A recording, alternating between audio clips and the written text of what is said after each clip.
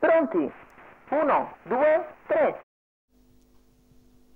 Secondo segnale, quello valido, l'errore di Urderronco, quello di numero Pedro Almodovar, 4 quello di Urderronco Uragano squalificato, Daily, numero di sfila 5 Vegas of Pedro Cloudlet, Almodovar sulla squalificato. condiscendente Sissimamma, largo Titanium Thor che non tarda a progredire, punta in avanti dopo neanche mezzo giro, ottiene il passi da Vegas Cloudlet, lo sopravanza e scende alla corda con un lancio in 15.3, 400 iniziali in 29.1. Titanium Thor battistrada nei confronti di Vegas Cloudlet a 3 lunghezze. Sissimamma precede Tildemati, il gruppo molto sfilacciato nel quale sono fioccate le squalifiche. 44.3, 600 metri iniziali, non lesina l'andatura. Titanium Thor all'avanguardia nei confronti di Vegas Cloudlet a un paio di lunghezze. Sissimamma precede Tildemati,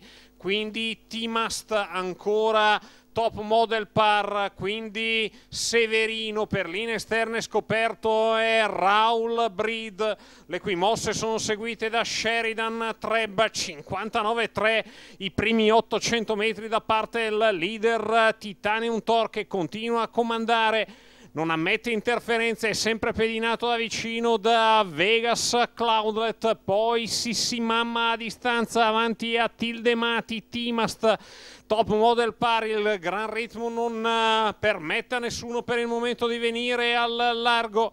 Quando si va sulla piegata di destra sposta Vegas Cloudlet dalla scia di Titanium Thor, lo copre a poco più di un giro dalla conclusione. Vegas Cloudlet a lato di Titanium Thor, i due avanti a Sissimamma. Quando si è al completamento del secondo passaggio in vantaggio Vegas Cloudlet, si avvicina Severino in terza corsia nonostante la mossa dalla corda di Tildemati. Poi dai birilli ha spostato anche Timast, pedinato da Raul Breed.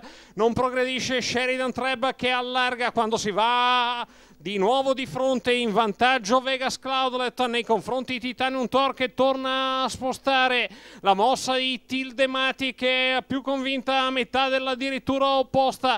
Insiste Tildemati nei confronti dei due di testa che hanno speso il meglio. Quando si va all'imbocco della piegata finale dal gruppo faticano a avanzare. Ha rubato il tempo Tildemati al resto della compagnia, quale si muove Timast in mezzo alla pista. Amazing Man, 200 metri alla conclusione. Tildemati è isolata in avanti, gli altri a ventaglio a lottare per il secondo, perché a 100 metri dalla conclusione Tildemati è isolata in avanti. Tildemati e Mele Ossani che vengono a vincere il più facile dei modi. Al secondo è Amazing Man, terzo uno stoico Titanium Thor avanti a Timast e Top Model Par.